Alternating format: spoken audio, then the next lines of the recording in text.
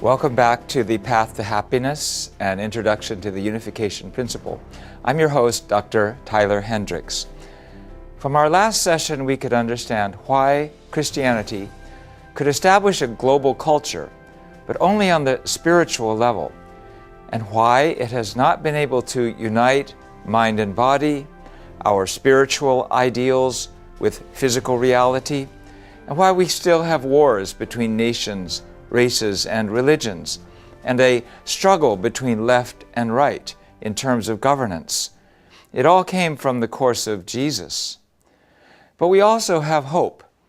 Just as Joshua brought Moses' foundation into substantial reality, God will send the Son of God again. Jesus will call his successor, just as Moses called Joshua. And he will bring Jesus' spiritual foundation into substantial reality, following the same principles of restoration that we have seen in the Bible. Now we're going to extend our study beyond the history recorded in the Bible. To do so, we identify patterns in the Bible and look for evidence of them in the post-biblical history. Academic historians examining the course of human history often find cases where the character of one period in history is repeated during a later period. Some historians, such as Spengler and Toynbee, point out that history progresses in a spiral movement. Through the principle, we can understand the cause of this. When a period of history repeats the events of an earlier period, we refer to these two periods as parallel periods. How do parallel providential periods come about? The parallel periods are formed because human history is God's providence of restoration. As we've learned, the providence of restoration takes people opposite the way of the fall, for the purpose of laying the foundation for the Messiah. As we observed in our study of the Bible, if a central figure fails his or her responsibility to restore the foundation for the Messiah, the providential period centering on that person comes to a close. Yet, since God has predestined the absolute and eventual fulfillment of his will, he chooses another person to carry on the same mission.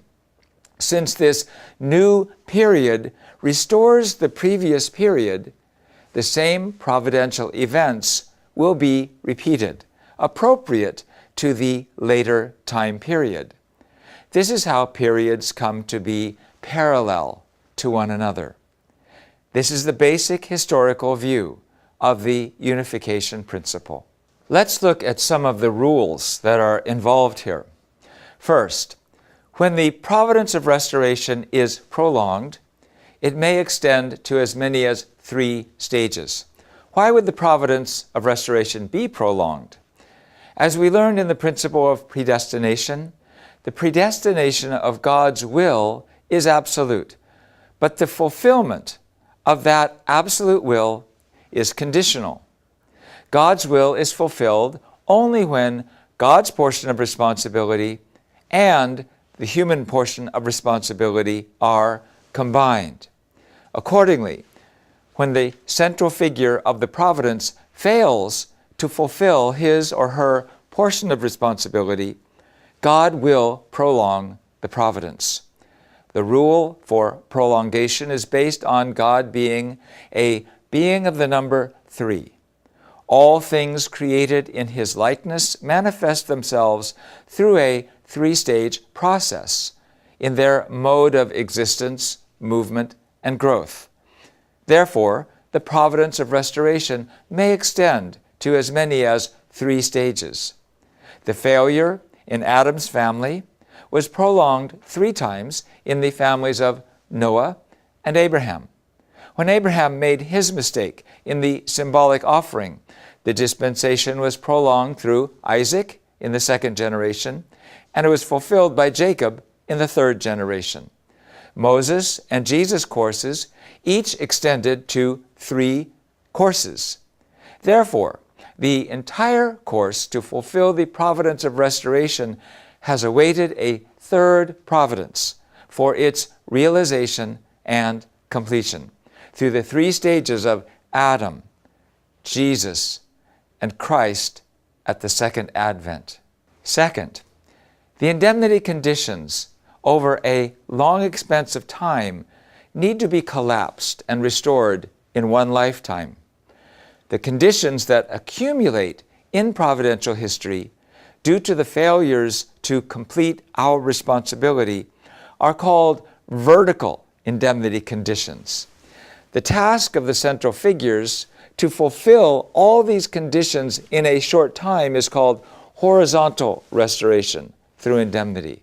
For example, Abraham, in his offering, had to restore horizontally all the vertical indemnity conditions from Adam's family and Noah's family. Jacob had to fulfill a condition to horizontally restore through indemnity the vertical indemnity conditions accumulated through the 12 generations since Noah. For this purpose, he was given 12 sons, from whom descended the 12 tribes of Israel. Jesus chose 12 disciples and 70 followers in order to restore in a short time the vertical indemnity conditions that had accumulated from Jacob's course, in which God had worked with Jacob's 12 sons and 70 kinsmen, and Moses' course, in which God had worked with the 12 tribes of Israel and 70 elders. Third, the horizontal restoration through indemnity also can be carried out vertically.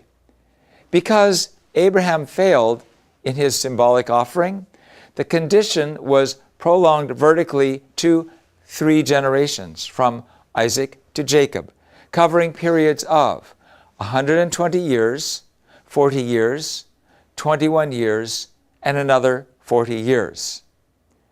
Abraham thus restored vertically the horizontal indemnity conditions as if there had been no prolongation. Fourth, there is a time period necessary to restore the foundation of faith. We have to pass through the time period by establishing the 4-position foundation and embody certain numbers. A time period of indemnity is needed to restore the number to complete the 4-position foundation that was invaded by Satan. And we chart these numbers in history. What are these numbers? First, the number 12 needs to be restored. Some examples are the 120 years it took Noah to build the ark, the 120 years of Moses' leadership, the 120 years of the United Kingdom, and the 120-year period of Charlemagne's original Holy Roman Empire. Second, the number 4 needs to be restored.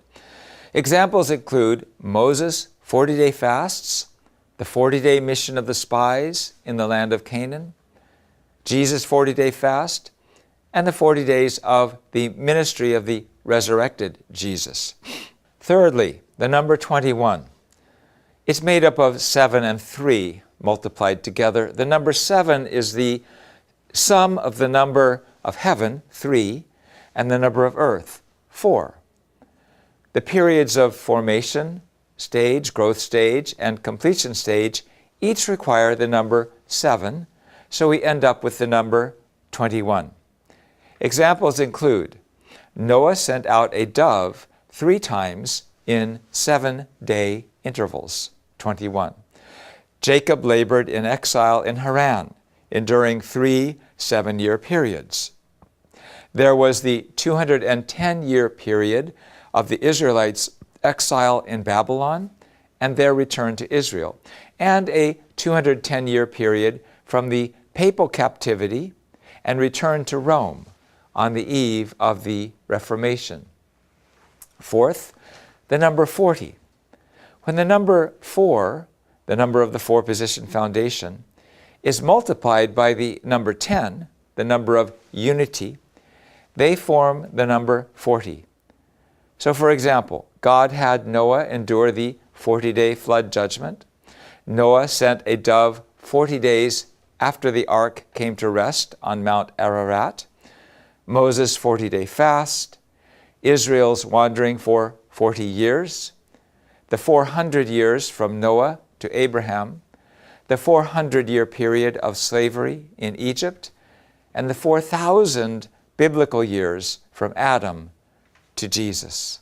Fifth, the parallel periods relate also to the number of generations.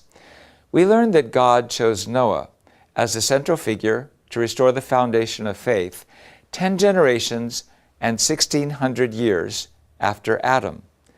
But when the providence of restoration was prolonged due to his second son, Ham's mistake, God called Abraham after 10 generations and 400 years to restore it.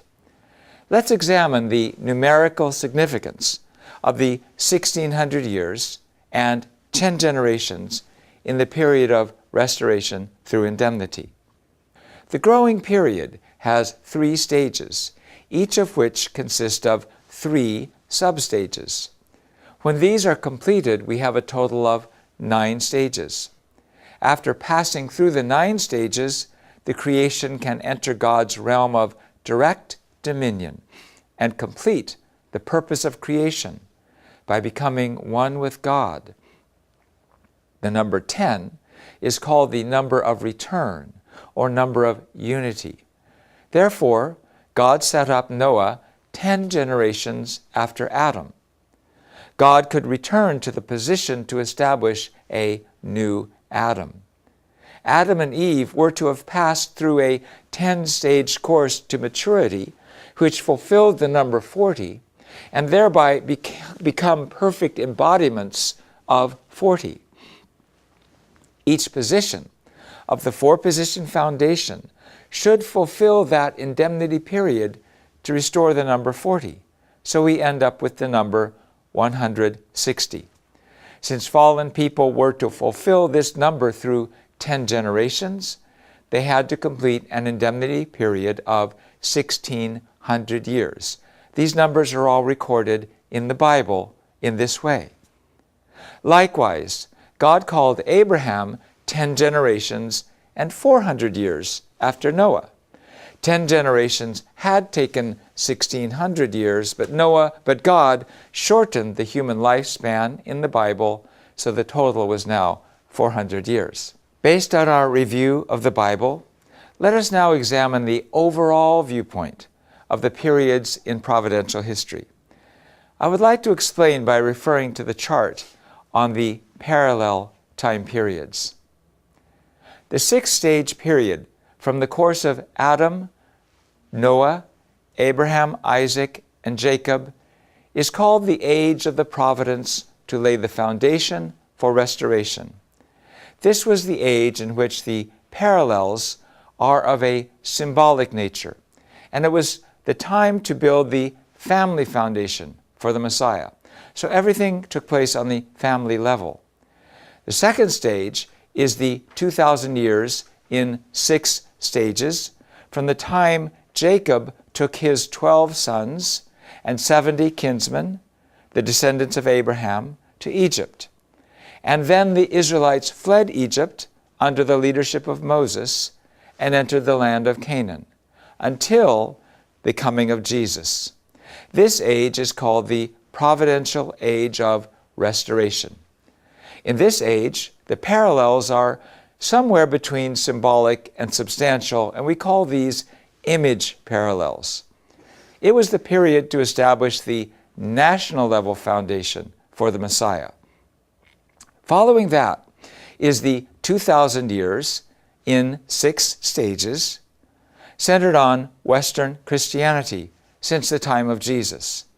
This was the time when the faithful Christians awaited Jesus' second coming and were obedient to Jesus' will to spread the gospel to the ends of the earth, despite severe persecution. This age is called the age of the prolongation of the providence of restoration. This is the age of substantial parallels. It was the time to establish the worldwide foundation for the Messiah. As you see in this chart, God's history of the providence of restoration follows the rule of creation based on the number 6, similar to God's 6 stages or days of the creation of the universe. We can also see the rule of the 3 stages, which is the completion of the formation, growth, and completion stages.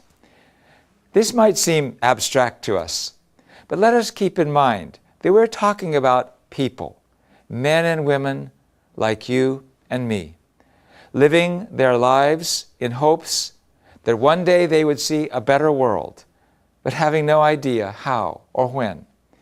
These are our mothers and fathers, going back hundreds of generations. And these principles show how each person's life ties into God's great plan of salvation, and how each and every child of God will someday live together as families of true love in heaven. Until now, we have observed the contents of Adam's family, Noah's family, and Abraham's family during the 2,000-year period of laying the foundation for restoration in detail. In the next lecture, I will talk about the age of the providence of restoration and the age of the prolongation of the providence of restoration. Thank you so much for your attention, and God bless you.